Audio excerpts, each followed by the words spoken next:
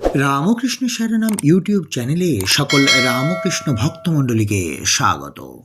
আজকের পাঠের বিষয় শ্রী মা জগতের লক্ষ্মী। তিনি নিরাভরণা হলে জগৎ লক্ষ্মীহীন হয়ে যাবে। জননীং শারদাং দেবীং রামকৃষ্ণম জগদ্গুরুম পাদপদ্মে তয়ো শ্রিত্বা প্রণমামি মুহুর্মুহু। সহানুভূতিশূন্য পল্লীবাসীদের সঙ্গে যে কি করে বাস করবেন তাই এখন শ্রী মায়ের জীবনে বড় রকমের সমস্যা হয়ে দাঁড়ালো।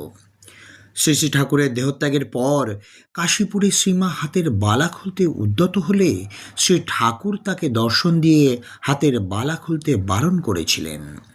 সেজন্য তিনি হাতের বালা খোলেননি এবং চিরসীমন্তিনী শ্রী মায়ের বসনভূষণেও বৈধব্যের কোনো চিহ্ন নেই। এসব বিষয় বিশেষ করে পল্লী রমণীদের তীব্র সমালোচনার বিষয় হয়ে দাঁড়ালো।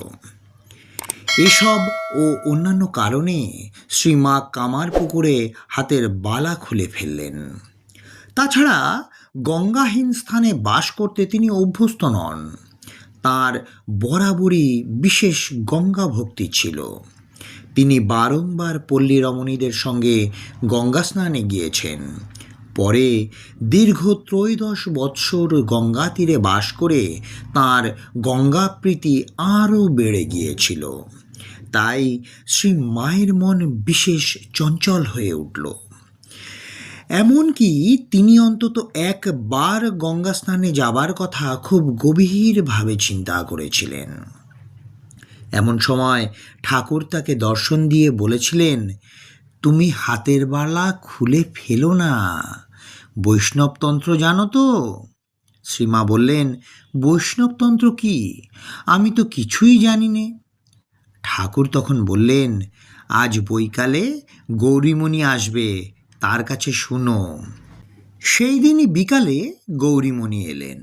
বৈষ্ণব শাস্ত্র অবলম্বনে তিনি শ্রীমাকে বুঝিয়ে দিলেন যে তাঁর বৈধব্য সম্ভব নয়, কারণ তাঁর চিন্ময় স্বামী। তাছাড়া তিনি জগতের লক্ষ্মী। তিনি নিরাভরণা হলে জগৎ লক্ষ্মীহীন হবে। এই দর্শনের পরে তাঁর মন থেকে লোকনিন্দার ভয় মুছে গেল। তিনি পুনরায় হাতে বালা এবং সরু লালপেড়ে কাপড় ব্যবহার করতে লাগলেন। জীবনের শেষ দিন পর্যন্ত তা আর ত্যাগ করেননি।